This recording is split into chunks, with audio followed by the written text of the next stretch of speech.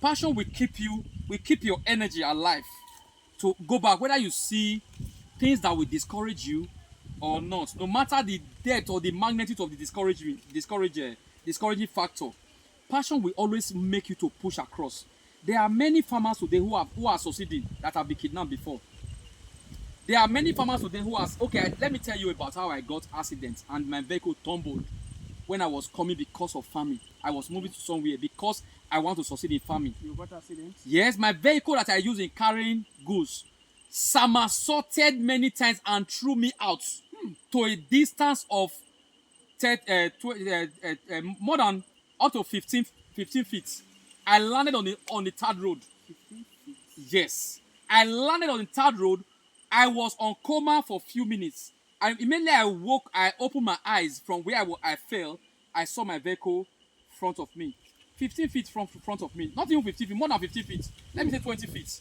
Yes, I saw myself where that stick is. It's not to 20 feet. Yes, it's more than 20 feet. Okay, this is the distance I saw myself. Marathon. When I opened my eyes from that coma, I saw myself. Why? Because I was having farming passion. But did I stop farming? That was a terrible experience. Did I stop farming? I didn't stop farming. Have I been kidnapped before?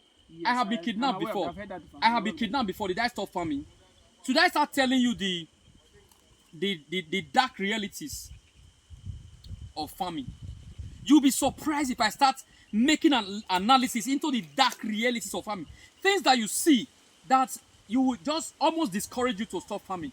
But because of the depths of your passion or what you are seeing that others are not seeing, so you can be seeing your glory very close to you, but nobody will see it around you.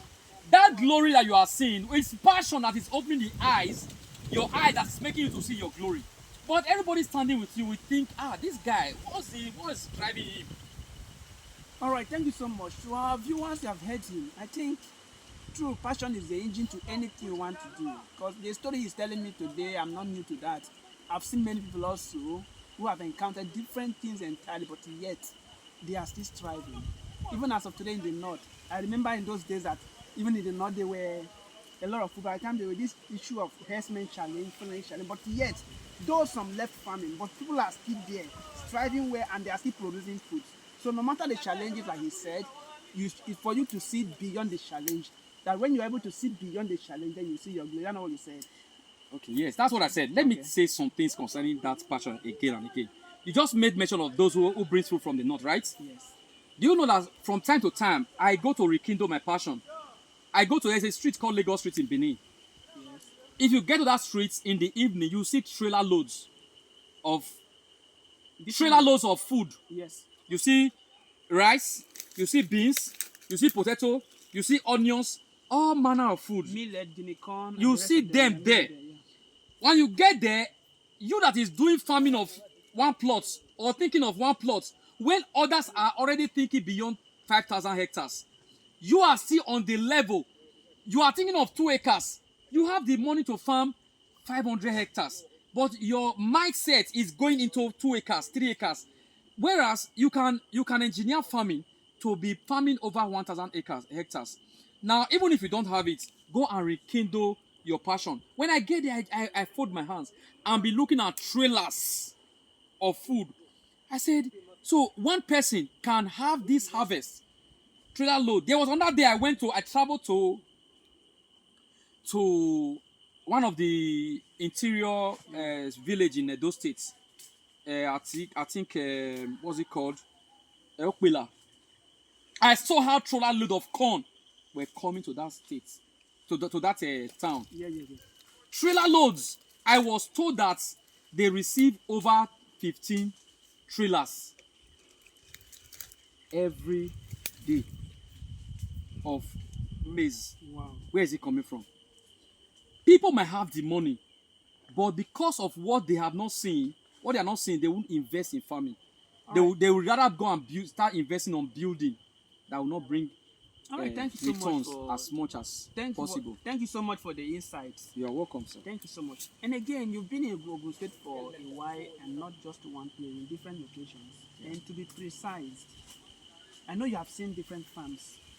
So what's the state of the farm you see? Are they really doing well, or do you think there's anything they are lacking in those families, see, and then what they say, you can just be precise about it. Some farm that I see, they are doing well.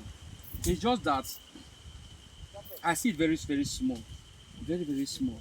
So I start wondering, is it mama and papa that is doing this farm, or they are youths?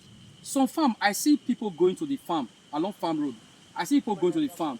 I see both the young and the old. I wonder those young ones, because the young ones are supposed to take charge of farming. No longer our forefathers or our fathers anymore.